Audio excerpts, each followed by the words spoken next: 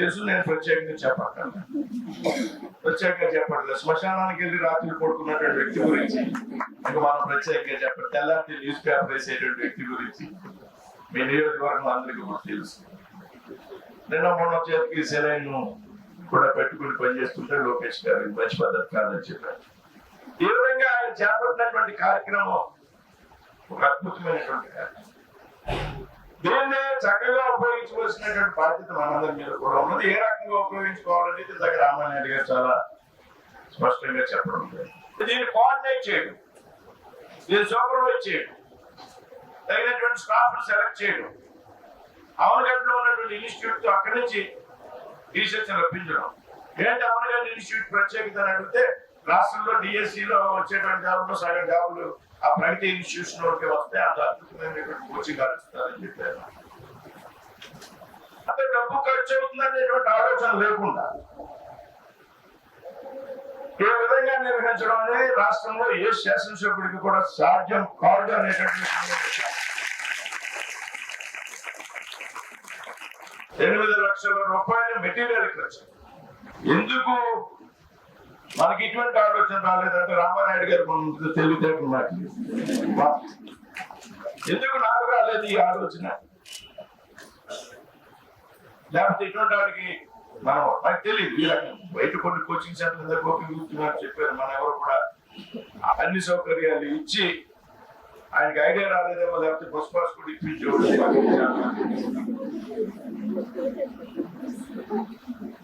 కాబట్టి మీరంతా దీన్ని సద్వినియోగం చేసుకోండి దయచేసి.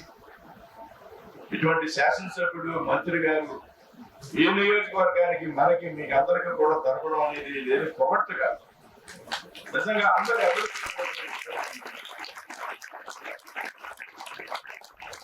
ఆయన ఎప్పటి నుంచో ఆ నాన్నగారి పేరుట ధర్మారావు గారి ఫౌండేషన్ ఆ నాన్నగారి పేరుతో పెట్టి సర్వీస్ చేస్తున్నారు చాలా సంవత్సరాలు. కాబట్టి నాకు పూర్తి ధర్మారావు ఫౌండేషన్. ఈ సందర్భంగా మేము చేసినట్టు నాకు చాలా ఆనందంగా ఉంది. ఈ విధంగా మిగతా చోట్ల ఎందుకు చేయలేకపోతున్నాం అనేటువంటి బాధ కూడా ఉంది నాకు. మిగతా ఇంకా 6 అసెంబ్లీలు ఉన్నాయి నా మధ్యలో, ఈ ఒకైనా అక్కడ కూడా ఎవరన్నా ఎంకరేజ్ చేసి రాబోయేటువంటి రోజు ఇప్పుడైతే 3 నెలల తరగతి ఏం ఎక్కుతారు. ఈ విధమైనటువంటి కార్యక్రమాలు చేపట్టడానికి ప్రయత్నం చేస్తాను. చివరగా ఇది చాలా ఖర్చుతో కూడుకున్నది. ఖర్చు గురించి నేను పదే ప్రస్తావించను, కానీ ₹1 కోటి కూర్చున్నారు ఎంతో కొంత దీనికి 750 మంది విద్యార్థులు మెటీరియల్ ఇవన్నీ కూడా. ఈ సందర్భంగా నా బాధ్యత కూడా నేను నా తండ్రి గారి పేరు ఏర్పాటు చేసినటువంటి ట్రస్ట్ ఏదైతే ఉందో పోకరా సూర్యనారాయణరాజు ఫౌండేషన్, దాని నుంచి మొట్టమొదటిగా 5 లక్షల రూపాయలు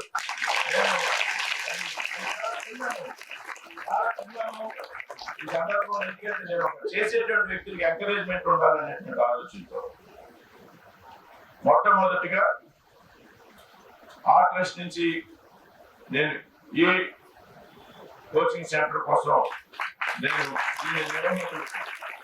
ఇంత మంచి కార్యక్రమం నిర్వహిస్తున్నటువంటి వ్యక్తులకు వృత్తాభక్తిగా నాకు నా బాధ్యతగా నేను భావించి ఇవాళ నేను ఇది చెప్పడం జరిగింది. అంతేగాని వేరే దానికోసం కాదనేటువంటి విషయాన్ని మీ అందరూ కూడా గుర్తు చేస్తూ మరొకసారి మీ అందరూ కూడా విజేతలుగా నిలవాలి.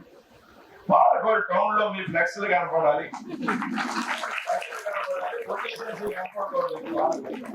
రామానాయుడు గారిది నా ఇప్పుడు కనపడదు. అందరూ ఫ్లెక్స్లు కనపడాలి, మీ గ్రామాల్లో మీ ఫ్లెక్స్లు కనపడాలి. రామానాయుడు గారు చేసేటువంటి ప్రయత్నానికి మీరంతా కూడా ఉపయోగించుకోవాలని సందర్భంగా చెప్తూ సెలవు తీసుకున్నాం. ఇప్పుడే చంద్రబాబు గారు చెప్తూ ఉన్నారు, పవన్ చంద్రబాబు గారు ఆయన కూడా ఆయన చెప్తూ ఉన్నారు. మన జనసేన నాయకులు మీ అందరికీ తెలుసు, జిల్లా కార్యదర్శి జనసేన నాయకులు మోనం చంద్రబాబు గారు. మేము కూడా అదే ఎప్పుడే చెప్తాం, 1 లక్ష రూపాయలు ఏదైతే